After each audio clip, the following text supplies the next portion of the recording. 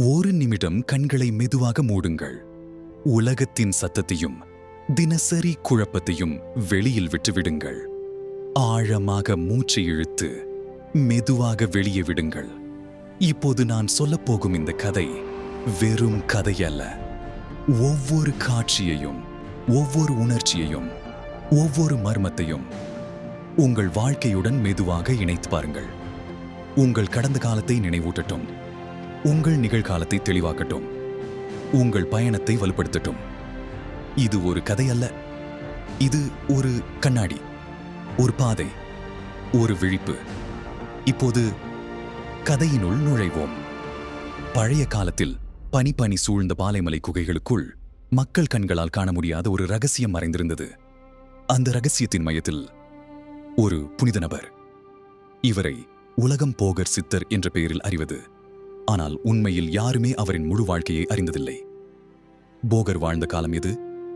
அவர் மனிதனா, தெய்வமா, அதைவிட இன்னொரு உலகத்தின் பயணியானா?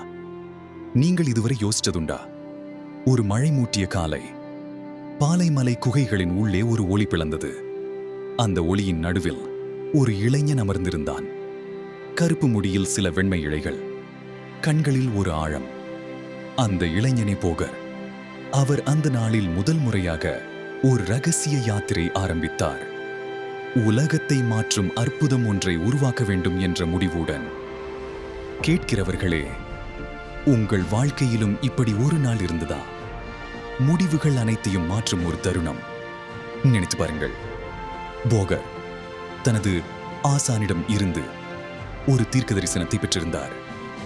காலம் வரும், உலகம் காணாத ஒன்றை நீ உருவாக்க வேண்டும், மனித குலத்தின் மேம்பாட்டிற்காக. இந்த வார்த்தைகள் அவரின் மனதில் நெருப்பாக எரிந்து கொண்டிருந்தது. ஒரு இரவு போகர் தனியாக காடு வழியாக நடந்து சென்றார்.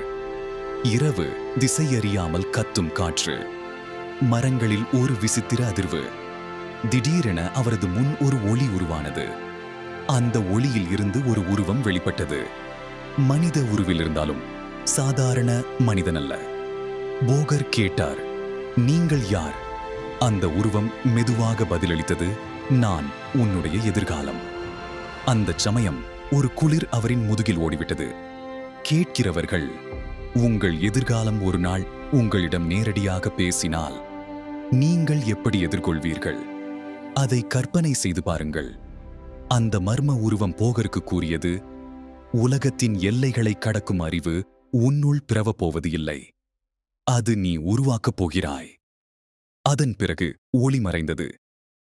இந்த தருணம் போகரின் வாழ்க்கையை முழுமையாக மாற்றியது. இதைத் தொடர்ந்து போகர் சீன தேசங்களுக்கும் புறப்பட்டார். அங்கு யோகம், ரகசிய உயிரியல், மூலிகை மருத்துவம், அல்ஹிமி எல்லாவற்றையும் கற்றார். ஒவ்வொரு நாட்டிலும் அவருக்கு ஒரு குரு, ஒவ்வொரு குருவிடமும் அவருக்கு ஒரு புது பேர். ஆனால் யாருக்கும் தெரியாத ஒன்று, அவர் ஏன் இந்த எல்லா அறிவையும் சேகரித்தார்? ஏனெனில் அவர் ஒரு மாபெரும் திட்டத்தில் ஈடுபட்டிருந்தார். மனித உடலை மரணம் கடந்த நிலைக்கு கொண்டு செல்லும் ஒரு ரகசிய சூத்திரம் உருவாக்க. அதுவே நவர் படை கருவு, போகரின் அமிர்தம், சித்தர்களின் அமர்த்துவ வழி. அவர் பாலைமலைக்கு திரும்பிய போது குகைகளில் ஏதையா உணர்வு மாறியிருந்தது. கட்டாயம் அவர் வரும் முன்னே அங்கிருந்த காற்றும் அவரை அறிந்தது போலிருந்தது. அவர் குகைக்குள் நுழைந்து ஆழ்ந்து அமர்ந்தார். அவர் சாதனை ஆரம்பித்தார். ஊரின் மக்கள் தினமும் குகைக்கு வெளியே நின்று விசித்திரமான ஒளிகளை பார்த்தார்கள். சில நாட்கள் சிவப்பு ஒளி, சில நாட்கள் நீல ஒளி, சில நாட்கள் முழுக்க மௌனமும். அந்த ஒளிகள் உண்மையில் என்ன? போகர் என்ன செய்கிறார்? அவர் தேடும் அந்த அமர்த்துவத்தின் வடிவம் உண்மையா? கதையின் இந்த பகுதி உலகம் முழுவதும் மறைக்கப்பட்ட ஒன்று. இங்கே பார்ட் 1 முடிகிறது. அருமையர்களே, இந்த கதையின் ஆழத்தில் இன்னும் பல மர்மங்கள் உள்ளன. போகர் சித்தர் எப்படி நவரத்தை உருவாக்கினார்? அவர் கண்டுபிடித்த இறுதி ரகசியம் என்ன? அவர் உண்மையில் இன்னும் உயிரோடு இருக்கிறாரா? அவர் எங்கே மறைந்தார்? இவை அனைத்தும் பார்ட் 2 இந்த கதையை உணர்ந்தால் உங்கள் வாழ்க்கையில் ஒரு குறிக்கோள் உருவாகும். உங்கள் பயணம் நிறுத்தமில்லாதது என்பதை நீங்கள் உணர்வீர்கள். இன்று இரவு தூங்குவதற்கு முன் ஒரு கேள்வி உங்களுக்குள் கேளுங்கள். என் வாழ்க்கையில் நான் தேடும் ரகசியம் என்ன?